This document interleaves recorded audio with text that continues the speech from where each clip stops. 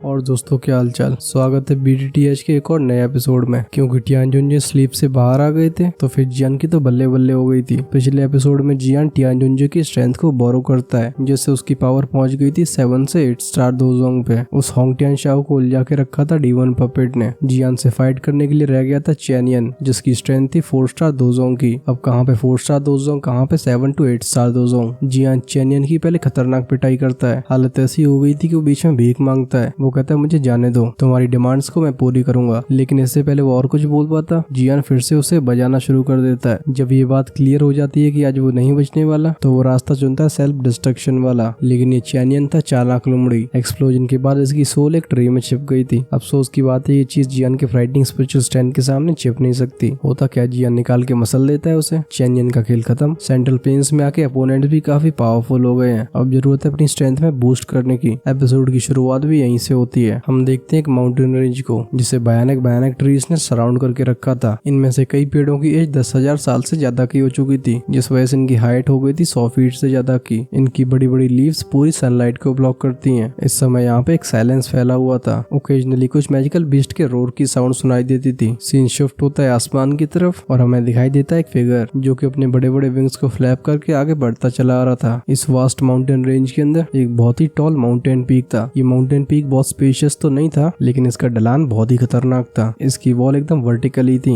ये इतनी स्मूथ थी, कोई भी मैजिकल बीस्ट जो उड़ नहीं सकता है वो इस पे चढ़ नहीं पाएगा। इसके सबसे ऊपर वाले पीक को क्लाउड्स ने कवर करके रखा था, जहाँ पे एक young man cross seated position में बैठा हुआ होता है। उस यंग मैन के साइड में बैठा हुआ होता है एक सिल्वर कलर का फिगर। चाहे कितनी भी हवा चल रही हो, लेकिन उस सिल्वरी फिगर की बॉडी बिल्कुल मूव नहीं होती। उसकी वो ब्लैक होल जैसी आंखें चारों तरफ देखती हैं, जिनमें कोई लाइफ मौजूद नहीं थी। कोई भी चीज जो कि जियान के इस माउंटेन को अप्रोच करती थी, उसका काम तुरंत ही तमाम हो जाता था, भले वो मैजिकल बीस्ट हो या फिर इंसान। अब ये सिल्वरी फिगर एकदम परफेक्ट बॉडीगार्ड जैसा बिहेव कर रहा था। वो यंग मैन करीब 2 घंटे तक यहाँ पे प्रैक्टिस करता रहता है, जिसके बाद उसने अपनी आंखें खोली थी। उसका वो सफेद चेहरा अब थोड़ा सा लाल हो जाता है। लगता है उसने थोड़ी सी रिकवरी कर ली है। जियान ने जैसे ही आंखें खोली थी, उसके कानों में टियानजुन की हंसने की आवाज आती है। वो कहते हैं लिटिल फेलो, तुम्हारी स्ट्रेंथ बहुत वीक है। अच्छी बात है कि तुम्हारी बॉडी टफ है, वरना तुम मेरी स्पिरिचुअल स्ट्रेंथ को संभाल नहीं पाते। जियान अपनी बत्ती सी दिखा के बोलता है, ओल्ड मिस्टर याओ, आपकी स्ट्रेंथ कहाँ तक रिकवर हो गई है। टियानजुन रिप्लाई करते हैं, अराउंड 8 स्टार दोजोंग की। इससे आगे स्ट्रेंथ को इंक्रीज करना मेरे लिए काफी डिफिकल्ट होने वाला है। अगर मैं अपनी दोजोन क्लास की स्ट्रेंथ को रिकवर करना चाहता हूँ तो फिर मेरे लिए बॉडी को रिफाइन करना पड़ेगा। थोड़ी देर सोचने के बाद वो जियान की तरफ देखते हुए बोलते हैं, ही लिटिल फेलो, तुमने पहले ही बोला था कि तुम मेरी फिजिकल बॉडी का मैटर रिजॉल्व करोगे। ये सुन के जियान स्माइल करने लगता है। टियानजुन की हेल्प उसके लिए बहुत जरूरी थी। अगर वो अपनी दोजोन लेवल की स्ट्रेंथ को रिकवर कर पाते हैं तो वो जियान के लिए बहुत ही बेनिफिशियल बात है। इस वजह से टियानजुन की हेल्प करने का जियान ने पूरा मूड बना लिया था। जियान एक्सप्लेन करता है, किसी भी सोल के लिए उसकी ओरिजिनल बॉडी ही बेस्ट होती है। अगर वो सोल किसी और की फिजिकल बॉडी को ऑक्यूपाई करती है तो इसके इफेक्ट्स काफी खराब हो सकते हैं। इस वजह से बॉडी रिफाइनमेंट का मैटर काफी स्पेसिफिक है। मास्टर यालाओ ने फिजिकल बॉडी को रिफाइन करने का एक मेथड जियान को बताया था। उसके करंट लेवल के हिसाब से अगर इंग्रेडिएंट्स मिल जाते हैं तो जियान एक फिजिकल बॉडी को रिफाइन कर सकता है। टियानजुन हंस के बोलते हैं, ये रिफाइनमेंट का मैटर मैं तुम्हारे ऊपर छोड़ता हूँ। ध्यान रखना, मेरे लिए बेस्ट ही बॉडी रिफाइन होनी चाहिए। इसमें कोई भी कंजूसी मत करना। ऑल्दो मैं एक एल्केमिस्ट नहीं हूँ, लेकिन मुझे पता है कि फिजिकल बॉडी को रिफाइन करने के लिए इंग्रेडिएंट्स बहुत जरूरी है, क्योंकि इसी फिजिकल बॉडी की वजह से फ्यूचर की स्ट्रेंथ डिटरमाइन होगी। जियान भी कॉन्फिडेंस के साथ कहता है, ओल्ड मिस्टर याओ, आपको चिंता करने की जरूरत नहीं है। मैं जियान आपके लिए सबसे बेस्ट बॉडी रिफाइन करूंगा। ये सुन के टियानजुन तो आसमान की तरफ मुंह करके हंसने लगते हैं। वो कहते हैं, ये बात तो बिल्कुल बेस्ट है लिटिल फेलो, तुम चिंता मत करो। मेरी बॉडी के रिफाइन होने से पहले मैं तुम्हें मरने नहीं दूंगा। टियानजुन जियान की तरफ काफी ग्रेटिट्यूड फील करते थे। अगर वो उन्हें मैग्मा वर्ल्ड से बाहर नहीं निकालता तो शायद उनकी सोल अभी तक स्कैटर भी हो जाती। आखिर अब 8 स्टार दोजोंग तक वो कैसे रिकवर हो पाते। और तो और काफी हाई चांसेस हैं कि टियानजुन फ्यूचर में फिजिकल बॉडी को पोजेस करेंगे, जिससे वो पर्सनली दोबारा एक्सपीरियंस कर पाएंगे कि इंसान होना कैसा होता है। टियानजुन के शब्दों को सुन के जियान भी खुश हो जाता है। उन जैसे एक्सपर्ट की प्रोटेक्शन की वजह से जियान का दमखम भी काफी बढ़ गया था। जब वो सेंट्रल प्लेन्स में घूम रहा होगा तब वो भी अंदर से सेफ फील कर पाएगा। थोड़ा सा और सोचने के बाद जियान अपने मन ही मन में बोलता है, भले ही टियानजुन की स्ट्रेंथ मेरे साथ है, फिर भी मुझे अपनी स्ट्रेंथ को बढ़ाने की बहुत जरूरत है। आफ्टर ऑल मैं बार बार इनकी स्ट्रेंथ को बोरो नहीं कर सकता। जैसे ही वो अपने हाथ को आगे बढ़ाता है, एक एमरल्ड जेड बोतल वहाँ पे अपीयर होती है। उसे टिल्ट करने पे एक पिल बाहर आई थी। तुरंत ही एक अनयूजुअल फ्रेग्रेंस फैलती है, जो कि सभी का ध्यान अपनी तरफ आकर्षित कर सकती थी। नेचुरली ये मेडिसिनल पिल माइटी हुआंग पिल ही थी, और तो और ये सबसे हाई लेवल की माइटी हुआंग पिल थी जिसे जियान ने अभी तक रिफाइन किया है। इसे ऑक्शन के लिए भी जियान ने नहीं निकाला था। वो अच्छे अच्छे से जानता था कि फ्यूचर में इसकी जरूरत पड़ेगी। कोइंसिडेंटली जियान की इस कंडीशन में हेल्प करने वाली है। माइटी हुआंग पिल को कंज्यूम करने के बाद एक 2 हुआंग लेवल का वॉरियर अपनी स्ट्रेंथ को 1 या 2 स्टार से इंक्रीज कर सकता था। ऑफ कोर्स ये सब लक पे ही डिपेंड करता है। ऐसा भी कई बार हुआ है जब किसी ने माइटी हुआंग पिल को कंज्यूम किया हो और उसकी स्ट्रेंथ बिल्कुल नहीं बढ़ी। उनके लिए सबसे ज्यादा अनलकी बात ये थी कि इस पिल को एक बार कंज्यूम करने के बाद उन्हें ये मौका दोबारा नहीं मिलेगा। इस वजह से जो भी बंदा इस माइटी हुआंग पिल को सॉल्व करने वाला होता है उसके दिल में बस एक ही इच्छा होती है कि उसके साथ ऐसा अनलकी इंसिडेंट कभी ना हो। जियान के हाथ में ये मेडिसिन पिल रोल कर रही थी। 1 सेकंड के बाद जियान एक गहरी सांस लेता है। मुंह खोल के एक ही बार में गपा पिल चली गई थी मुंह के अंदर। जैसे इस माइटी हुआंग पिल ने जियान के मुंह में एंटर किया था ये तुरंत ही मेल्ट हो गई थी। एक वार्म और पावरफुल मेडिसिनल स्ट्रेंथ वहाँ पे रिलीज होती है। इतनी खतरनाक अमाउंट की प्योर मेडिसिनल स्ट्रेंथ को फील करके जियान का फेस भी ट्विच करने लगा था। अच्छी बात है कि जियान की वेन्स काफी टफ हैं, वरना ऐसी एनर्जी को कंज्यूम करने में उसकी बैंड बच जाती। जैसे ही वो सेंस करता है कि एनर्जी उसकी वेन्स में सर्कुलेट होना शुरू हो गई है, हम उसे गहरी सांस लेते हुए देखते हैं। तुरंत ही वो ग्रीन लोटस हार्ट फ्लेम जियान की बॉडी में फैलने लगी थी। इस फ्लेम ने वेन्स में एंटर करने के बाद उस मेडिसिनल स्ट्रेंथ को कवर कर लिया था। ग्लेस लोटस हार्ट फ्लेम इसे फोर्सफुली अपनी तरफ खींचती है। अकॉर्डिंग टू फ्लेम मंत्रा जिस तरीके से एनर्जी को सर्कुलेट किया जाता है ये एनर्जी भी चुपचाप वही रूट फॉलो करती है। इसका सर्कुलेशन शुरू ही हुआ था, बाहरी दुनिया में जियान के आसपास का स्पेस एकदम डिस्टॉर्ट होना शुरू हो जाता है। अब उसमें कई रिपल्स क्रिएट हो रही थी। चारों तरफ से बहुत ही खतरनाक अमाउंट में नेचुरल एनर्जी जियान के सर के ऊपर इकट्ठी होती है। फाइनली अब इसने फॉर्म कर लिया था एक स्वर्ल, अरे वही जो टोर्नेडो जैसा होता है। कुछ ही सेकंड्स के बाद ये एनर्जी जियान की खोपड़ी में जाने लगती है। वेल जियान की पूरी बॉडी से अब्सॉर्ब कर रही थी। हेवनली फ्लेम्स को पोजेस करने की वजह से उसके लिए नेचुरल एनर्जी को रिफाइन करना काफी आसान था। रिगार्डलेस कितनी भी क्वांटिटी हो जियान उसे रिफाइन कर सकता था। ग्रेजुअली ये मेडिसिनल स्ट्रेंथ उसकी बॉडी में एक्टिवेट होने लगती है। सभी चीजें अभी ट्रैक पे दिखाई देती हैं। ऑल्दो ये माइटी हुआंग पिल खतरनाक लेवल की एनर्जी को पोजेस करती है, लेकिन जियान की करंट एबिलिटीज के हिसाब से उसे परेशान नहीं कर सकती। ये प्रोसेस काफी स्मूथली आगे बढ़ती रहती है। उसकी कल्टीवेशन कितने स्टार्स से आगे बढ़ेगी ये भी हमें एंड में ही जाके मालूम पड़ेगा। जियान के रिफाइनिंग स्टेट में एंटर करने से ये माउंटेन पीक एकदम क्वाइट हो जाता है। अर्थ डीमन पपेट अपनी बॉडी गार्ड की ड्यूटी अच्छे से कर रहा था। चिफेंग माउंटेन रेंजेस सेंट्रल प्लेन्स में काफी फेमस थी। इसका रीजन ये नहीं था कि यहाँ पे कोई फीनिक्स रहती है, बल्कि यहाँ पे विंड लाइटिंग पवेलियन के headquarters. Wind lighting pavilion 4 parts में डिवाइडेड था, जो कि नॉर्थ, साउथ, ईस्ट, वेस्ट। इनमें से north, west, south complimentary pavilions थी। वहीं पे ईस्ट पवेलियन थी सबसे स्ट्रॉन्गेस्ट। इवन दो ये केस था, फिर भी बाकी की तीनों पवेलियंस भी इतनी पावरफुल थी कि वो सेंट्रल प्लेन्स में टॉप टियर के फैक्शंस में रैंक करी जा सकती हैं। जब इन चारों को कंबाइन कर दिया जाता था तो ये wind lighting pavilion peak level के फैक्शन से कंपेरेबल हो जाता था। इसे सेंट्रल प्लेन्स के नॉर्दर्न रीजन का जाइंट भी बोला जाता है। चिफेंग माउंटेन रेंजेस काफी खतरनाक जगह थी। यहाँ के पहाड़ों के आसपास फॉग फैला रहता था। देखने से तो ये पैराडाइज ही लगता है। वहीं पे जो चिफेंग माउंटेन रेंज का पीक था वो ऐसा लगता है जैसे किसी ने कुल्हाड़ी से 2 भागों में डिवाइड कर दिया है। इसके अंदर कई बिल्डिंग्स देखी जा सकती हैं जिन्हें ग्रीनरी ने सराउंड करके रखा है। लेकिन यहाँ पे जो सबसे ज्यादा आई कैचिंग चीज थी वो था एक सिल्वर कलर का पगोड़ा, जिसकी लोकेशन सबसे हाईएस्ट पीक पे होती है। ये इनॉर्मस पगोड़ा जो कि आसमान को छू रहा है इसे कहते थे नॉर्थ लाइटनिंग टावर। इसकी बॉडी एकदम सिल्वरी होती है। टाइम टू टाइम यहाँ पे थंडर जैसी आवाजें आती हैं। ये विंड लाइटिंग नॉर्दर्न पवेलियन का सीक्रेट ट्रेनिंग ग्राउंड था। पूरे फैक्शन में जो सबसे ज्यादा आउटस्टैंडिंग डिसाइपल्स होते थे वही यहाँ पे आके ट्रेन कर सकते थे। इस नॉर्थ लाइटिंग टावर के सबसे ज्यादा हाईएस्ट लेवल पे एक स्पेशियस हॉल होता है। अभी यहाँ पे कई लोग इकट्ठे हुए थे। इन सभी की बॉडी से काफी डेंस अमाउंट में एनर्जी बाहर आ रही थी, जिससे बाहर खड़े गार्ड्स एकदम कांप रहे होते हैं। हॉल के मिडिल में होती है एक सिल्वर कलर की लीडर सीट, जिसे लाइटनिंग ने सराउंड करके रखा होता है। इस सिल्वर चेयर पे एक सिल्वरी फिगर बैठा हुआ होता है। उसकी सिल्वरी आंखें नीचे जाती हैं। डैम बेटा, मुझे सिल्वर से नफरत हो गई है। साला ये बोल बोल के मेरी जीभ में छाले पड़ गए। खैर ये बंदा एक हल्की आवाज में बोलता है, एल्डरियन का spiritual lighting tablet already break हो चुका है। इसकी आवाज ज्यादा लाउड नहीं थी, लेकिन इसमें एक प्रेशरिंग फीलिंग थी। इस आवाज को कोई अंडर एस्टिमेट नहीं कर सकता। जैसे ये आवाज बाहर आती है, हॉल में बैठे 3 बुड्ढे रिएक्ट करते हैं। उन्हें अच्छे से पता था कि एक स्पिरिचुअल लाइटिंग टैबलेट क्या होता है। एक्चुअली में इस टैबलेट के अंदर उनकी सोल का एक थ्रेड होता है। अगर एक्सीडेंटली उनकी कोई मौत हो जाती है तो ये भी शैटर हो जाएगा। हमारा ध्यान शिफ्ट होता है एक बुड्ढे पे। इसने काले रंग के कपड़े पहने हुए होते हैं। अपनी 2 सिल्वरी आईब्राउज को निट करके बोलता है, सेंट्रल प्लेन्स के नॉर्दर्न रीजन में भी कोई ऐसा है जो हमारे विंड लाइटिंग पवेलियन के एक्सपर्ट पे हमला करने की हिम्मत करता है। ये मत कहना कि कोई 10,000 सोर्ड पवेलियन से है। लीडर सीट पे बैठा वो सिल्वर का बच्चा बोलता है, टेम्परेली इस बारे में हमें कुछ नहीं पता है। इस बार एल्डरियन होंगचेन के साथ टियानबे सिटी में गए थे, है ना? फंग, ले और डाइन, तुम तीनों इस बारे में इन्वेस्टिगेट करो। जिसने भी हमारे ऊपर हमला किया उसे तुरंत ही कैप्चर किया जाए, भले ही वो 10,000 सोर्ड पवेलियन से हो। हमारे विंड लाइटिंग पवेलियन के लोगों को कोई ऐसे ही नहीं मार सकता। तीनों बुड्ढे तुरंत ही खड़े हो जाते हैं। वो एक रिस्पेक्टफुल आवाज में बोलते हैं, अंडरस्टूड। ये कहने के बाद वो ट्रांसफॉर्म हो जाते हैं लाइट फिगर्स में, जो कि आसमान में जाके डिसअपियर हो गए थे। इन तीनों के जाने के बाद ये लार्ज हॉल एकदम शांत हो जाता है। एक मोमेंट के बाद जो सिल्वर का बच्चा बैठा हुआ होता है वो अपनी लीडर सीट से खड़ा होता है। जैसे ही वो अपने हाथ को वेव करता है, हॉल में एक रंबलिंग थंडर सुनाई देता है। वो कहता है, इस जगह पे मेरे विंड लाइटिंग पवेलियन के लोगों को हाथ लगाने की किसकी हिम्मत हुई? अगर मैं तुम्हें नहीं ढूंढ पाया तो वो दोनों भी मेरी हंसी उड़ाने वाले हैं। सीन चेंज होता है और हमें दिखाई देता है एक माउंटेन पीक जिसे क्लाउड्स ने कवर करके रखा था। वेव आफ्टर वेव एनर्जी इकट्ठी होती जा रही थी। माउंटेन की एज पे जो बंदा बैठा हुआ था, ये एनर्जी वो अब्सॉर्ब कर रहा होता है। जियान की बॉडी अभी किसी बॉटमलेस पिट जैसी लग रही थी, जिसमें चाहे कितनी भी एनर्जी चली जाए वो भरने का नाम नहीं लेता। जब से जियान ने माइटी हुआंग पिल को कंज्यूम किया था, उसका ये स्टेट 3 दिन से लगातार चलता आ रहा है। 3 दिनों से वो एकदम पत्थर की तरह यहाँ पे बैठा हुआ है। उसकी बॉडी बिल्कुल मूव नहीं हुई। बस जो उसके सर के ऊपर एनर्जी का टॉर्नेडो था, हम उसे लगातार घूमते हुए देखते हैं। जो माइटी हुआंग पिल की खतरनाक मेडिसिनल स्ट्रेंथ थी, वो जियान के शरीर के अंदर ऑलरेडी द्विकी में ट्रांसफॉर्म हो चुकी है। फिल्म मंत्रा के हिसाब से वो सर्कुलेट करती रहती है। इस एनर्जी में और भी नेचुरल एनर्जी ऐड होती जाती है, जिसे जियान की हेवली फ्लेम लगातार रिफाइन करके भेजती जा रही थी। ऑल्दो ऊपर से नीचे आ रही एनर्जी बहुत सारी होती है, लेकिन जब वो कई बार हेवली फ्लेम के रिफाइनमेंट से गुजरती है तो वो काफी कम अमाउंट की द्विकी में ट्रांसफॉर्म हो पाती थी। फिर भी कुछ न होने से ही अच्छा ही है। एक एक बूंद से सागर बन जाता है, और अगर रॉक पे लगातार बूंदें टपकती रहती हैं तो उसमें होल हो जाता है। जब ऐसा एक्यूमुलेशन लंबे समय तक होता रहता है तो इसका लेवल काफी फ्राइटनिंग पहुंच जाता है। मोस्ट ऑफ द कल्टिवेटर्स के अंदर एनर्जी इसी तरीके से इकट्ठी हुई है। मेडिसिनल पिल पे रिलाई करके अपनी स्ट्रेंथ को इंक्रीज करना आफ्टर ऑल ये एक शॉर्टकट था। इसकी खतरनाक ट्रेनिंग स्पीड की वजह से एक्सेसिव अमाउंट में यूज नहीं किया जा सकता। अगर जियान के बारे में बात करें तो अपनी स्ट्रेंथ को इंक्रीज करने के लिए जियान ने पहली बार पिल का यूज किया था जब वो 2 वांग क्लास पे था। तब उसने 2 स्पिरिट पिल का कभी यूज नहीं किया। इस वजह से ओवर यूज वाली कैटेगरी में जियान नहीं आता। उसकी ये ट्रेनिंग काफी टाइम तक चलती रहती है। अब एक दिन ऑलरेडी हो चुका था जब उस माइटी हुआंग पिल की सारी स्ट्रेंथ ऑलरेडी रिफाइन हो चुकी है। फिर भी जियान बिल्कुल मूव नहीं करता। उसने लगातार ट्रेन करने को चूज किया था। जियान ने सेंस किया था कि इस माइटी हुआंग पिल की स्ट्रेंथ तो काफी खतरनाक है, फिर भी अपनी स्ट्रेंथ को 2 स्टार आगे बढ़ाने में ये बिल्कुल सफिशिएंट नहीं है। जियान हमेशा परफेक्शन का पीछा करता था। उसके लिए ये गोल्डन अपॉर्चुनिटी थी। इसका फायदा उठा के जियान अपनी स्ट्रेंथ को एक लेवल और आगे बढ़ा सकता था। जियान के इस एटीट्यूड की वजह से 4 दिन और पास हो जाते हैं। इन 7 दिनों में जियान ने नेचुरल एनर्जी को अब्सॉर्ब करने में फोकस किया था। लगातार इतनी नेचुरल एनर्जी को अब्सॉर्ब करने की वजह से अब उसकी वेन्स में द्विकी काफी ज्यादा फोर्सफुल हो गई है। जब भी सर्कुलेट होती थी वो एक काफी खतरनाक अमाउंट में एनर्जी को फील कर पाता था। इस फीलिंग की वजह से जियान ऊपर की तरफ रोर करना चाहता था। ऑफ कोर्स ऐसी इंपल्स को वो सप्रेस कर लेता है। वो जानता था कि अगर उसने दहाड़ लगाई तो पिछले कुछ दिनों की मेहनत बर्बाद चली जाएगी। दोबारा से टाइम पास होना शुरू हो जाता है। माउंटेन पीक पहले की तरह अभी भी साइलेंट था। ओकेजनली एक स्पेसिफिक स्पॉट पे अर्थ डीमन पपेट एक पंच को थ्रो करता था। ये फ्राइटनिंग फोर्स जाके स्मैश होती थी मैजिकल बीस्ट पे, जो कि अगले ही मूवमेंट में ब्लास्ट हो जाते थे। जियान की कल्टिवेशन ट्रेनिंग के दौरान ये माउंटेन पीक सभी के लिए एक फॉरबिडन ग्राउंड बन गया था। जो मैजिकल बीस्ट सबक सीख गए थे अब वो काफी ओबीडियंटली बिहेव करते हैं। जब भी वो यहाँ से गुजरते थे इस माउंटेन को देख के वो दूर से ही घूम के जाते थे। ऐसे माहौल की वजह से जियान की ट्रेनिंग काफी स्टेबल रहती है। बात है 8वें दिन की सवेरे की। जियान के ऊपर जो एनर्जी का स्वर्ल बन रखा था वो थोड़ा सा ट्रेम्बल होकर एकदम स्कैटर हो जाता है। जो उसके आसपास का फ्लक्चुएटिंग स्पेस था अब वो भी शांत हो जाता है। ये एनर्जी का स्वर्ल डिसअपियर हुआ था। तभी हम जियान की आईलेट्स को ट्विच करते हुए देखते हैं। एक पल के बाद वो अपनी आंखें खोल लेता है। अभी उसकी आंखें एकदम काम थी, उनमें छोटी सी भी रिपल देखी नहीं जा सकती। उसकी ट्रेनिंग सील्स भी स्कैटर होती हैं। जियान अपने सर को आसमान की तरफ उठा के अपने हाथों को आगे ले जाता है। एक इशारे पे जो उसकी बॉडी की द्विकी थी वो चर्न होना शुरू हो जाती है। फाइनली ये खतरनाक तरीके से जियान की बॉडी से मर्ज होती है। जैसे ये द्विकी उसकी बॉडी में मर्ज हुई थी उसकी आंखों में एक शार्प ग्लो अपीयर होता है। उसका ऑरा भी राइज होना शुरू हो गया था। अगले ही पल में ये ऑरा 7 स्टार को तोड़ के 8 स्टार में एंटर करता है। 8 स्टार लेवल पे पहुंचने के बाद भी ऑरा रुक नहीं रहा था, बल्कि अभी और भी खतरनाक हो जाता है। बिना किसी हवा के जियान के कपड़े फ्लडर करने लगते हैं और जिस रॉक पे वो बैठा हुआ होता है उसमें से भी एक क्रैक साउंड बाहर आता है। हम उसमें स्पाइडर वेब जैसी कई लाइंस को देख सकते हैं। साथ ही में जिस फॉग ने इस माउंटेन को सराउंड करके रखा था वो भी एक इनविजिबल फोर्स के द्वारा खींच ली जाती है। एनर्जी और बढ़ती है। एक मोमेंट के बाद जियान पहुंच गया था 8 स्टार के पीक पे। उसके सामने एक इनविजिबल सा बैरियर अपीयर होता है जो कि उसके ऑरे को सप्रेस करने की कोशिश कर रहा था। इसे फील करके वो अपने दोनों हाथों को क्लेंच करता है। उसका यहाँ पे रुकने का बिल्कुल मूड नहीं था। हम उसे आसमान की तरफ हाउल करते हुए देखते हैं। इस आवाज ने तुरंत ही बादलों को चीर दिया था। ये पूरे माउंटेन रेंज में गूंजती है। काफी टाइम गूंजने के बाद ये फाइनली काम डाउन हुई थी। जियान की आवाज इतने टाइम तक गूंजती रहती है जैसे कि एक फोर्स इसे गूंजने को मजबूर कर रही है। अभी उसका चेहरा भी एकदम लाल हो चुका था। उसके पूरे चेहरे पे ग्रीन वेन्स विगल कर रही थी। वो अपनी मुट्ठी को टाइट करके बोलता है ब्रेक इट। उसके पैरों के नीचे की रॉक तुरंत ही फट जाती है। हमें सुनाई देता है क्रैक का साउंड। ऐसा लगता है कोई नॉन एग्जिस्टेंट लेयर टूट गई है। जियान का वो ऑरा जो कि रुक रुक चुका था वो दोबारा से राइज होना शुरू होता है। अब इसने 8 स्टार को ब्रेक कर दिया था। फाइनली स्टॉप होता है सीधा 9 स्टार पे। जैसे ही उसके ऑरे ने राइज करना बंद किया था, जियान की बॉडी भी एकदम हार के नीचे बैठ जाती है। अपनी बॉडी को हाथों से जमीन पे सपोर्ट करने के बाद जियान आसमान की तरफ देख के गहरी गहरी सांसें ले रहा था, जिसे अंग्रेजी में बोलते हैं पेंटिंग। ऑल्दो उसके लिम्स काफी वीक हो चुके थे, लेकिन उसकी आंखों में एक ऐसा जॉय था जिसे हाइड करना बहुत डिफिकल्ट है। अपने मन की दृढ़ता और इस माइटी हुआंग पिल की हेल्प की वजह से जियान ने सीधा 7 स्टार से 9 स्टार दो हुआंग पे ब्रेक थ्रू कर लिया है। यानी कि जियान बन चुका था 9 स्टार दो हुआंग। दोजोंग क्लास के लिए बस एक लेवल का गैप है। ऑल्दो दोजोंग क्लास के पहले के इस लेवल ने कई एक्सपर्ट्स को यहीं पे रोक दिया था, लेकिन जियान को अपने ऊपर पूरा कॉन्फिडेंस था। वो जानता था कि ये दोजोंग उसका एंड नहीं है। जब वो अपने फेफड़ों में सांसें भर रहा था, तभी टियानजुनजी की उसके दिमाग में आवाज आती है। वो कहते हैं, लिटिल फेलो बहुत अच्छे, ऐसे क्रिटिकल मोमेंट में कैसे पुश करना है तुमने अपनी विल पावर से ये करके दिखाया है। मैंने ऐसी परफॉर्मेंस को कई सालों से नहीं देखा। जियान अपने माथे से पसीने को पोंछते हुए बोलता है, और लियाओ आप मेरी कुछ ज्यादा ही तारीफ कर रहे हो। बस ये बात मेरे दिल में अटक गई थी। इसे पूरा करे बिना मुझे चैन नहीं मिलता। अनएक्सपेक्टेड बात है कि मैंने इस बैरियर को भी तोड़ दिया। ब्रेक थ्रू के बाद जो वीकनेस आई थी, अब उसकी जगह पे जियान खतरनाक स्ट्रेंथ को फील कर रहा है। वो वीकनेस भी डिसअपीयर हो गई थी। टियानजुनजी हंस के बोलते हैं, रिगार्डलेस ये तुमने कैसे भी किया हो, लेकिन इसे अचीव करना बहुत डिफिकल्ट है। जियान भी कॉन्फिडेंस फील करता है। काफी टाइम से एक ही पोजीशन में बैठने की वजह से उसकी बॉडी अकड़ गई थी। वो खड़े होकर स्ट्रेच करने लगता है। हमें सुनाई देती है कई क्रैकिंग साउंड्स। एक ऐसी कंफर्टेबल फीलिंग जो कि काफी टाइम से उसने फील नहीं करी थी, वो उसकी पूरी बॉडी में स्प्रेड होती है। उसे सीधा 9th हेवन की फीलिंग आ रही थी। वो कहता है, क्या 9 स्टार दो हुआंग ऐसा ही फील करता है? सच में ये बहुत स्ट्रॉन्ग है। वो अपनी फिस्ट को क्लेंच करके आगे की तरफ शूट कर देता है। सामने का स्पेस तुरंत ही फ्लक्चुएट होता है। उसकी फिस्ट पे एक शार्प सोनिक बूम थी। इस फोर्स की स्ट्रेंथ को कुछ दिनों पहले से कंपेयर किया जाए तो ये कई गुना पावरफुल होगी। एक डीप ब्रेथ के बाद जियान अपना सर घुमाता है। वो अर्थ डीमन पपेट को देख के स्माइल करने लगा था। इस चीज को एज अ गार्ड यूज करना जियान के लिए काफी अच्छा रहा था। जियान कहता है, अब मैंने माइटी हुआंग पिल को कंज्यूम कर लिया है तो मुझे ये जगह छोड़ देनी चाहिए, क्योंकि उस चैनियन की मौत मेरे हाथों से हुई है। विंड लाइटिंग पवेलियन इस चीज को हल्के में नहीं लेगा और उसे हेड ऑन कोलाइड करने के लिए मेरा बेस्ट टाइम नहीं है। सबसे पहले एक सिटी को ढूंढते हैं जहाँ पे एक वर्म होल हो। जब तक मैं पूरी दो हुआंग क्लास से बाहर नहीं चला जाता तब तक मुझे छुप के ही रहना होगा। जियान थोड़ी और देर तक डीप थिंकिंग में रहता है। फाइनली डीमन पपेट भी स्टोरी रिंग में चला जाता है। हम उसकी पीठ में से उन क्रिस्टल बिंग्स को बाहर आते हुए देखते हैं। जैसे ही वो इन्हें फ्लैप करता है, यहाँ का सारा फॉग दूर उड़ जाता है। जियान की बॉडी बन गई थी एक रे ऑफ लाइट, जो कि माउंटेन रेंज के एंट्रेंस की तरफ आगे बढ़ रही थी। जियान को आसमान में उड़ते हुए थोड़ा ही टाइम हुआ था, वो माउंटेन रेंज भी काफी छोटा दिखाई देने लगा था। दूसरी तरफ एक सिटी की आउटलाइन भी अपीयर होती है। वो सिटी से थोड़ी दूरी पे लैंड करता है। टाइम था एंट्रेंस की तरफ जाने का। जब रोड पे उसे कुछ ह्यूमन फिगर दिखाई देते हैं, जियान थोड़ा सा हेजिटेट करने लगा था। फाइनली वो एक धूपंग को बाहर निकालता है। इसे अपने सर के ऊपर से डाल के वो चला गया था सिटी की तरफ। सिटी के क्लोज जाने के बाद उसका ध्यान जाता है इसके एंट्रेंस की तरफ। अभी यहाँ पे कई फिगर्स इकट्ठे हुए थे। उसे कई सेम वर्ड्स सुनाई देते हैं, जिनमें कॉमन चीज थी वांटेड। आईब्रोज को नेट करके वो सिटी के एंट्रेंस को अप्रोच करता है। उसका ध्यान जाता है वॉल पे, जहाँ पे क्राउड इकट्ठा हुआ था। लेकिन जो चीज उसके आंखों के सामने आई थी, उससे जियान की आंखें एकदम सॉलिडिफाई हो गई थी। सिटी वॉल पे लगा हुआ था एक ब्राइट सिल्वर पेपर। इस पेपर पे छपा हुआ होता है एक यंग मैन। ऑफ कोर्स ये जियान ही था। इसके नीचे एक सिल्वर कलर के टावर वाली सील होती है। यही सेम बैज था चैनियन के चेस्ट पे। क्लियरली एक वांटेड पोस्टर है और इसका टारगेट था जियान। कई लोग क्यूरियस होकर यहाँ पे इकट्ठे होते हैं। प्राइवेट कन्वर्सेशंस की तो कोई कमी नहीं थी। एक बंदा कहता है कि रूमर के हिसाब से इस छोटे लड़के ने विंड लाइटिंग नॉर्दर्न पवेलियन के एल्डर को मार डाला है, जिसका नाम था चैनियन। तभी मैं कहूँ ये नॉर्दर्न विंड लाइटिंग पवेलियन ने वांटेड ऑर्डर क्यों निकाला है। दूसरा बंदा कहता है सच में, लेकिन इसकी एज तो 20 से भी कम लग रही है। जहाँ तक मैं जानता हूँ वो चैनियन तो एक दोजोंग है। बीच में कूद पड़ता है तीसरा बंदा। वो कहता है हटो तुम्हें टियानबे सिटी के मैटर के बारे में भी नहीं पता। टियानबे सिटी का जो होंग क्लैन है उसकी हालत बहुत ही मिजरेबल हो गई है। तभी पहला वाला बंदा कहता है कि अभी वांटेड ऑर्डर का क्या मतलब है। वो लड़का तो जाने कहाँ पे जा चुका होगा। हो सकता है वो नॉर्दर्न रीजन से बाहर ही चला गया हो। इसका जवाब देता है तीसरा वाला बंदा। वो कहता है विंड लाइटिंग पवेलियन ने ये वांटेड ऑर्डर ही इशू नहीं किया है, बल्कि टियानबे सिटी का जो हान क्लैन है उसे भी विंड लाइटिंग पवेलियन ने अंडर हाउस अरेस्ट कर लिया है। लगता है जियान को बाहर निकालने के लिए वो उनका यूज करना चाहते हैं। लेकिन ऐसी बात तो है नहीं कि जियान कोई फूल हो। आखिर वो इनके ट्रैप में क्यों ही फंसेगा, जब उसे ऑलरेडी पता है कि विंड लाइटिंग पवेलियन के 3 एक्सपर्ट्स वहाँ पे जुड़े हुए हैं। लास्ट सेंटेंस को देख के जियान की पूरी बॉडी कांप गई थी। धूपंग के अंदर का उसका चेहरा भी ग्लूमी हो गया था। वहीं पे उसकी फिस्ट में से क्रैकिंग साउंड बाहर आते हैं। जियान अपनी दांती मींचते हुए बोलता है विंड लाइटिंग पवेलियन। इस आवाज में एक डेंस सिनिस्टर किलिंग इंटेंट था। फ्यूरी और हेटरेड इसके अंदर बिल्कुल छिप नहीं रही थी। लगता है जियान भी अब वॉलेंट मोड में एंटर करने वाला है। काफी टाइम से जिस एंगर को वो दबा के रख रहा था, अब वो भी एक्सप्लोड होने के साइंस को शो कर रहा है। सीन चेंज होता है और हमें दिखता है हरा भरा जंगल। यहाँ पे एक ह्यूमन फिगर खड़ी होकर नॉर्थ की तरफ देख रहा था। जब सनलाइट उसके चेहरे पे गिरती है तो हम देखते हैं उसकी आईब्राउज एकदम नेट हो चुकी हैं। इस समय उसके चेहरे पे रिग्रेट और हेजिटेशन देखी जा सकती है। अगर उसके अपोनेंट ऐसे एक्सप्रेशन को देख लेते हैं तो वो भी शॉक्ड हो जाएंगे, क्योंकि ये मर्सीलेस इंसान ऐसा एक्सप्रेशन बना सकता है, ये बात किसी के दिमाग में नहीं आ सकती। जियान ने एक्सपेक्ट नहीं किया था कि विंड लाइटिंग पवेलियन हान क्लैन को अंडर हाउस अरेस्ट कर लेगी, क्योंकि चाहे मैटर कुछ भी हो, टियानबे सिटी के अंदर हान क्लैन की भी रेपुटेशन है और तो इस मैटर में उन्होंने इंटरवीन भी नहीं किया था। अनएक्सपेक्टेडली विंड लाइटिंग पवेलियन के कमीने लोग ऐसे डिस्पिकेबल काम कर रहे हैं। हान क्लैन को अंडर हाउस अरेस्ट कर लिया गया है, ये भी विंड लाइटिंग पवेलियन ने जानबूझ के फैलाया है और उनका गोल क्या है ये तो बात करने की जरूरत नहीं है। वो चाहते हैं कि जियान अपने आप को रिवील करे। जियान इस बात से बिल्कुल सर्टेन था कि अभी टियानबे सिटी में विंड लाइटिंग पवेलियन के बहुत सारे एक्सपर्ट्स होंगे। जिस मोमेंट में वो अपने आप को रिवील करेगा तुरंत ही एक इंटेंस बैटल शुरू हो जाएगी। करंटली टियानबे सिटी ऑलरेडी एक ट्रैप बन चुकी है जो जियान के फंसने का इंतजार कर रही है। विंड लाइटिंग पवेलियन ने इस ट्रैप को हाइड नहीं किया था। एक्चुअली में ये कहा जा सकता है कि वो इसे हाइड ही नहीं कर सकते। इवन बिल्कुल कॉमन लोग भी इस बात को जानते थे। जियान इस बात को आखिर कैसे रियलाइज नहीं करता। जिस तरीके से जियान ने हान क्लैन की हेल्प करी थी वो समझ गए थे कि जियान कोई कोल्ड हार्टेड इंसान नहीं है। वो हान क्लैन को कम्प्लीटली इग्नोर नहीं कर सकता, तो फिर ऐसे ट्रैप के इफेक्टिव होने के चांसेस काफी बढ़ जाते हैं। सच्चाई भी ये है कि जियान कोई कोल्ड हार्टेड इंसान नहीं था। उसके दुश्मनों के लिए बस वो मर्सीलेस साइड थी। बाकी का जिससे वो जानता था या फिर जिन लोगों ने उसकी हेल्प करी है, जियान उनकी तरफ बहुत ही काइंड पर्सनैलिटी रखता था, जिस वजह से उसके कई फ्रेंड्स बन पाए हैं। Haibodong, Queen Medusa, Little Fei doctor और इवन टियानजुनजे, ये सब जियान को लेके ऐसे ही फील करते थे। जो लोग सभी की तरफ कोल्ड हार्टेड बिहेव करते हैं उनके जेन्युइन फ्रेंड कभी नहीं बनते। जियान एक डीप ब्रेथ के बाद बोलता है, ये विंड लाइटिंग पवेलियन सच में बहुत हेटफुल है, वो मुझे बाहर निकालना चाहते हैं। अगर ऐसी बात है तो चलो मैं वैसा ही करता हूँ। जियान के दिमाग में एक एल्डरली आवाज आती है। वो कहते हैं, लिटिल फेलो, क्या तुम टियानबे सिटी जाना चाहते हो? अभी वो जगह एक्सपर्ट से घिरी हुई होगी। जियान एक सॉफ्ट आवाज में रिप्लाई करता है कि स्ट्रॉन्ग लोगों को डिफिकल्ट रास्तों पे चलना पड़ता है। ये मैटर भी मेरी वजह से ही क्रिएट हुआ है। मेरे कैरेक्टर के हिसाब से मैं साइड में ही खड़े होकर ये सब नहीं देख सकता। टियान हो जुनजे हंस के बोलते हैं, तुम्हारी ये बात बिल्कुल सही है। मैं भी ऐसे लोगों से नफरत करता हूँ जो मुसीबत के टाइम अपने लोगों का साथ छोड़ देते हैं। ऑल्दो तुम्हारी एज काफी यंग है लेकिन तुम मुझे काफी अच्छे से सूट करते हो। अगर तुमने पहले नहीं बताया होता कि तुम्हारे टीचर भी है तो मैं तुम्हें डेफिनेटली डिसाइपल बनाने वाला था। जियान एक स्माइल के साथ कहता है, ओलिया आप मेरी कुछ ज्यादा ही तारीफ कर रहे हो। ये कहने के साथ ही उसने अपने क्रिस्टल विंग्स को ओपन कर लिया था। वो कहता है, अगर ऐसी बात है तो चलो हमें भी मूव करना चाहिए। टियानजुनजे भी हंस के बोलते हैं, तुम ज्यादा चिंता मत करना, जब तक कोई दोजोंग क्लास का पीक का एक्सपर्ट नहीं मिलता है मेरे होते हुए तुम्हें कोई बिल्कुल हार्म नहीं कर सकता। जियान भी हंस के बोलता है, ओलिया आपका बहुत धन्यवाद। आसमान में जाके वो नीचे हरे भरे जंगल को देखता है। उसकी आंखों में एक प्राइड वाला एक्सप्रेशन था। जियान आसमान की तरफ देख के एक बार रोर करता है। ये आवाज पूरे जंगल में गूंज रही थी। जियान कहता है, भले ही तुम्हारी विंड लाइटिंग पवेलियन ने टियानबे सिटी को बहुत ही डेंजरस जगह बना दिया हो, लेकिन मैं जियान तुमसे नहीं डरता। ये आवाज लगातार गूंज रही थी लेकिन जियान ने अपने विंग्स को फ्लैप कर दिया था। वो ट्रांसफॉर्म हो जाता है एक रे ऑफ लाइट में जो कि टियानबे सिटी की तरफ जाती है। सीन चेंज होता है टियानबे सिटी की तरफ। पिछले कुछ दिनों से टियानबे सिटी का माहौल कुछ अजीब ही रहा है। सभी जानते थे कि विंड लाइटिंग पवेलियन के कई एक्सपर्ट्स यहाँ पे जुड़े हैं। कई फैक्शंस इस बात को लेकर काफी परेशान हो गए थे। अगर इन्हें विंड लाइटिंग पवेलियन टियानबे सिटी से बाहर निकालना चाहता है तो इनके पास रेजिस्ट करने की कोई एबिलिटी भी नहीं होगी। अच्छी बात है कि जिसका डर उन्हें था ऐसा कुछ नहीं होता है। ऑल्दो टियानबे सिटी कई एक्सपर्ट से भर गई हो लेकिन वो इनके साथ कुछ भी नहीं करते।